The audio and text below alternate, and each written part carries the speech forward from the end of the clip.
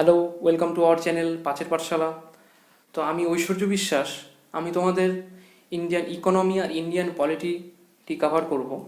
তো এর আগেও আমরা ইন্ডিয়ান ইকোনমি আর ইন্ডিয়ান পলিটি থেকে বিভিন্ন ভিডিও বানিয়েছি। তোমরা যদি তা দেখে না থাকো আর চ্যানেলে যদি নতুন হও, তাহলে অবশ্যই আমাদের পাঁচের পাঠশালা চ্যানেলের প্লেলিস্টে গিয়ে ভিডিওগুলি দেখে নেবে।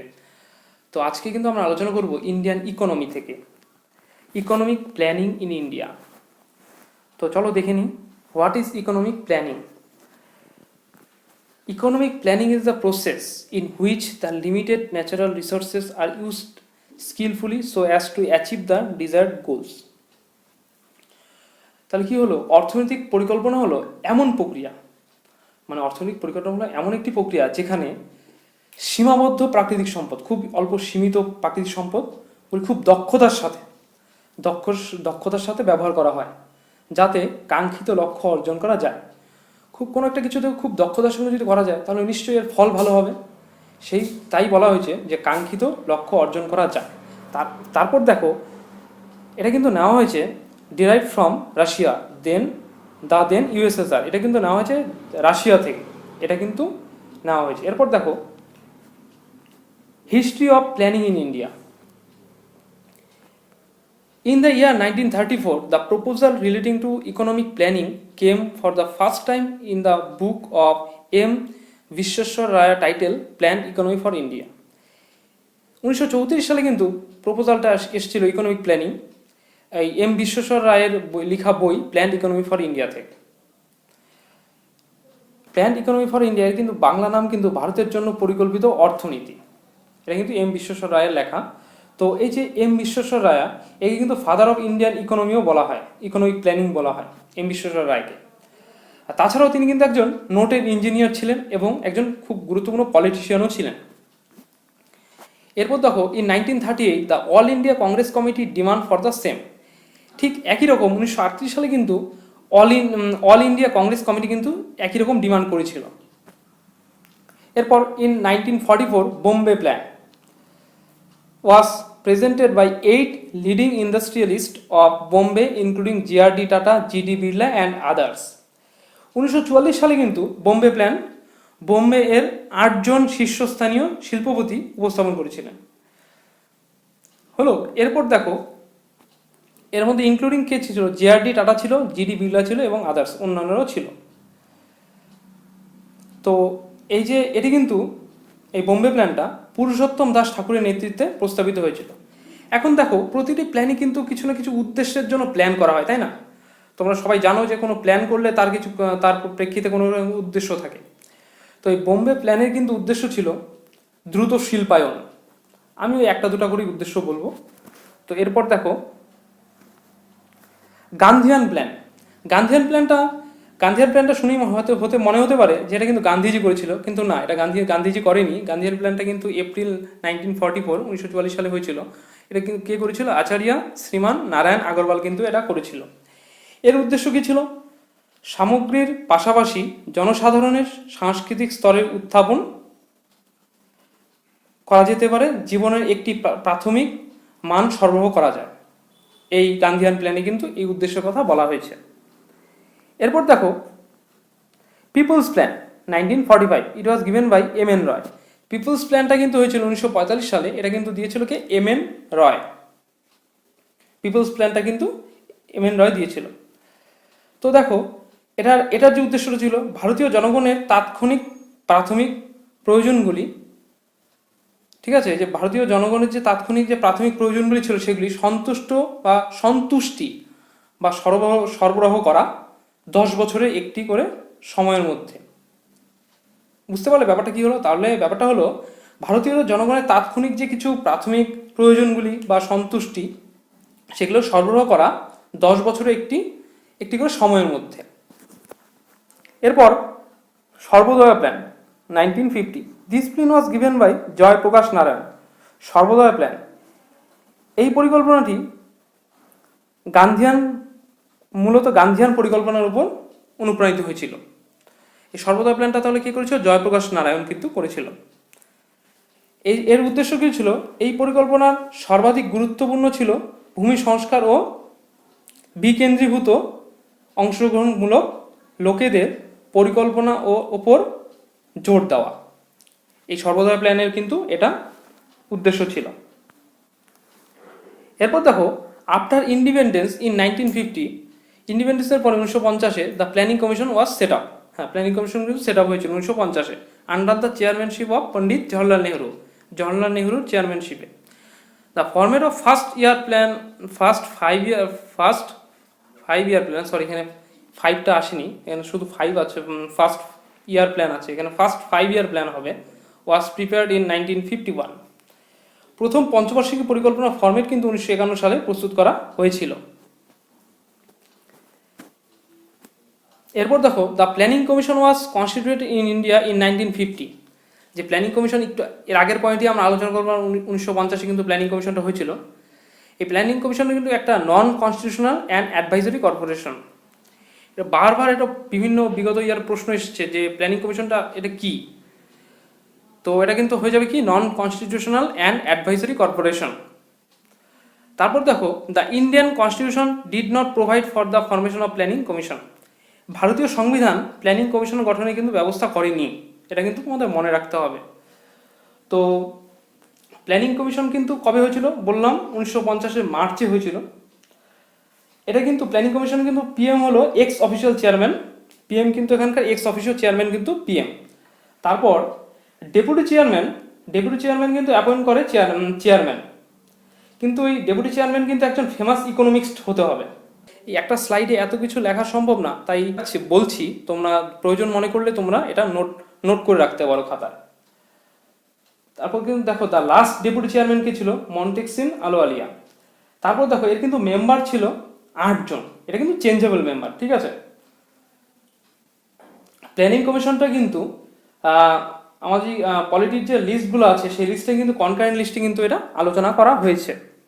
এরপর 1 January 2015, the newly formed national institution for transforming India, NITI Aayog. এই যে 1 জানুয়ারি 2015-এ newly form national institution for transforming India, যার নাম NITI Aayog, has replace the planning commission. এটা কিন্তু 1 জানুয়ারি 2015-তে এই যে দ্য প্ল্যানিং কমিশনটা, এটা কিন্তু নাম চেঞ্জ করে হয়ে গেছিল কি নীতি আয়োগ। তো নীতি আয়োগ সম্পর্কে বিস্তারিত পরে জানছি আমরা। এরপর চলো দেখে নিই অবজেক্টিভ অফ প্ল্যানিং। প্রথম, এ হাই রেট অফ গ্রোথ, বৃদ্ধির উচ্চাহার। তো অবজেক্টিভগুলো দেখো কি কি আছে, তাহলে কি হলো, বৃদ্ধির উচ্চাহার, জীবনযাত্রার মান উন্নয়নের লক্ষ্যে প্রথমটা। দ্বিতীয়টা কি, মডার্নাইজেশন বা আধুনিকীকরণ থেকে বুঝতেই পারছো আধুনিকীকরণ কাকে বলে। ইকোনমিক সেলফ রিয়েলায়েন্স, অর্থনৈতিক যে স্বনির্ভরতা প্রয়োজন সেটার কথা বলা হয়েছে। ইকুইটি মানে ন্যায়, সামাজিক ন্যায় বিচারের সাথে সম্পদের ন্যায় সঙ্গত বন্টনকে বোঝায় ইকুইটিটা। এরপর দেখো, ইকোনমিক স্ট্যাবিলিটি, অর্থনৈতিক স্থিতিশীলতা, এর অর্থ মূল্যস্ফীতি ও বেকারত্বের নিয়ন্ত্রণ করা। ক্লিয়ার হলো, অবজেক্টিভ অফ প্ল্যানিংগুলো বুঝলো তাহলে এবার ইকোনমিক স্ট্যাবিলিটিটা। এরপর দেখো, সেই স্ট্র্যাটেজি অফ প্ল্যানিংগুলো একটু দেখবো, সংক্ষেপে জানার চেষ্টা করব। প্রথমটা দেখো, হারওয়ার্ড-ডোমার স্ট্র্যাটেজি। এই মডেলটা কিন্তু this model was develop independently by Roy F Harrod in 1939। এই মডেলটা কিন্তু ইন্ডিপেন্ডেন্টলি কে দিয়েছিল, রয় এফ হারওয়ার্ড ইন 1939 এবং ইফসি ডোমার ইন 1946। এই হারওয়ার্ড আর এই ডোমার এর নাম অনুসারে কিন্তু এর নাম হয়েছে হারওয়ার্ড-ডোমার স্ট্র্যাটেজি। তো দ্বিতীয়টা দেখি, নেহেরু-মহলানবিশ স্ট্র্যাটেজি। এটা কিন্তু created independently by Soviet economist.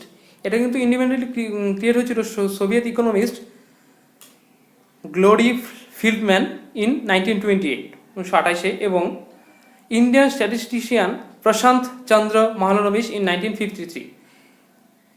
এই যে নেহেরু মহলানবিশ প্ল্যান, সেই জন্যই কিন্তু নাম হয়েছে মহলানবিশ থেকে।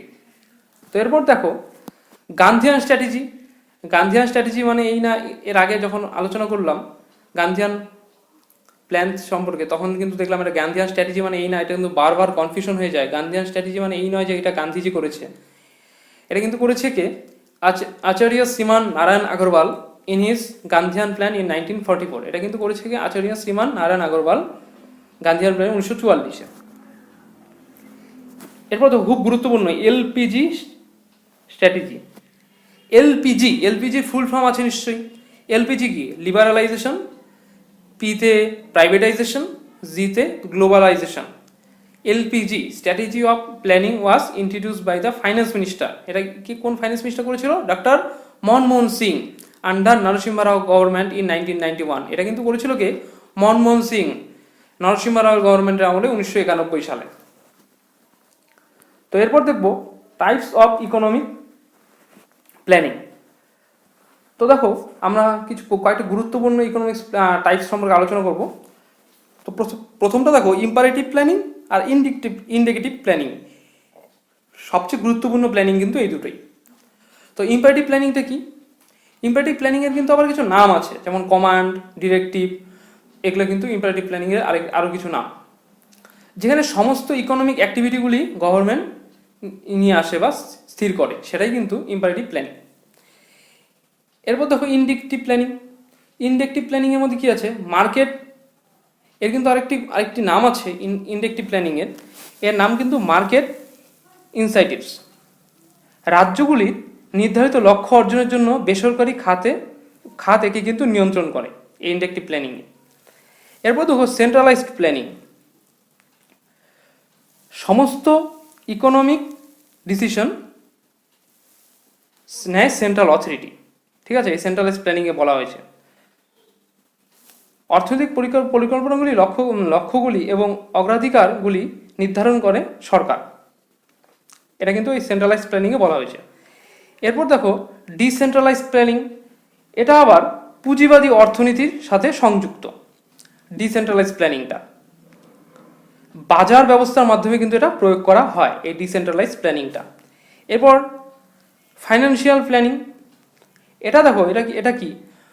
মূল্যস্ফীতিটা যে আছে, মূল্যস্ফীতি এড়াতে এবং অর্থনৈতিক স্থিতিশীলতা আনতে চাহিদা ও সরবরাহের মধ্যে ভারসাম্য স্থাপনের লক্ষ্যে। তাহলে ব্যাপারটা কি হলো? মূল্যস্ফীতি এড়াতে এবং অর্থনৈতিক স্থিতিশীলতা আনতে, অর্থনৈতিক স্থিতিশীলতা সেটা আনতে চাহিদা ও সরবরাহের মধ্যে ভারসাম্য স্থাপনের লক্ষ্যে এটি কিন্তু আবার করা হয়। এটি কিন্তু অর্থের দিকে থেকে অর্থনীতি থাকার চিত্রিত করে। ক্লিয়ার? এরপর দেখো রোলিং প্ল্যান। এই কনসেপ্টটা কিন্তু দিয়েছিল গুনার মায়ারডাল। এখানে বলা নেই, আমি বলছি রোলিং প্ল্যানটা কিন্তু দিয়েছিল কে? গুনার মায়ারডাল। সাধারণত 1 বছর ব্যবধানে কোনো পরিকল্পনার ঘূর্ণায়মানকে, কোনো একটা বছরের যে ব্যবধানে কোনো একটা যে পরিকল্পনা হচ্ছে তার যে ঘূর্ণায়মান বোঝায়, যাতে একটি নির্দিষ্ট বছরের কয়েকটি বছরের পরিকল্পনার হিসাব অবিরত থাকে। এটা কিন্তু এই রোলিং প্ল্যানে বলা হয়েছে। এরপর দেখো নীতি আয়োগ। তো একটু আগেই আলোচনা করলাম নীতি আয়োগ সম্পর্কে, এবার একটু বিস্তারিত জানবো নীতি আয়োগটা আসলে কি। নীতি আয়োগের ফুল ফর্মটা কি? নীতি আয়োগের ফুল ফর্ম হলো national institution for transforming India. এটা একটা নন কনস্টিটিউশনাল বডি। এটা কিন্তু ফর্ম হয় 1 জানুয়ারি 2015-তে। এ নীতি আয়োগের যে হেডকোয়ার্টার সেটা কিন্তু নিউ দিল্লিতে অবস্থিত। এই নীতি আয়োগটা আরেকটা নামে পরিচিত, সেটা হলো কি? Think tank. পিএম কিন্তু এটা কিন্তু এক্স অফিসিও চেয়ারম্যান। আর এই যে ভাইস চেয়ারম্যান কিন্তু অ্যাপয়েন্ট করে কে? পিএম কিন্তু অ্যাপয়েন্ট করে। এর কিন্তু এই যে নীতি আয়োগের ফুল টাইম মেম্বার হলো 2 জন, আর পার্ট টাইম মেম্বার কিন্তু ফুল টাইম মেম্বার 3 জন, পার্ট টাইম মেম্বার 2 জন। তো এরপর দেখে নেব ন্যাশনাল ডেভেলপমেন্ট কাউন্সিল, এনডিসি। এনডিসিটা আসলে কি এটা একটু জানছি। It was found on 6 August 1952। এটা কিন্তু ফাউন্ড হয়েছিল 6 অগাস্ট 1952 সালে। It presided over by the prime minister. এটা কিন্তু প্রিসাইড করে প্রাইম মিনিস্টার। এটা কিন্তু দেখো neither A constitutional body nor a statutory body. এটা কনস্টিটিউশনাল বডিও না, আবার স্ট্যাটুটরি বডিও না। It is the apex body for decision creating and deliberation on development matter in India.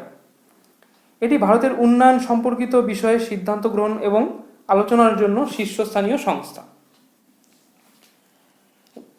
ভারতের উন্নয়ন সম্পর্কিত বিষয় মানে ভারতের যেই বিষয় নিয়ে আলোচনাগুলো উন্নীত হবে সেই সম্পর্কিত বিষয়ে সিদ্ধান্ত গ্রহণ এবং আলোচনার আলোচনা করা হয় এই এনডিসিতে।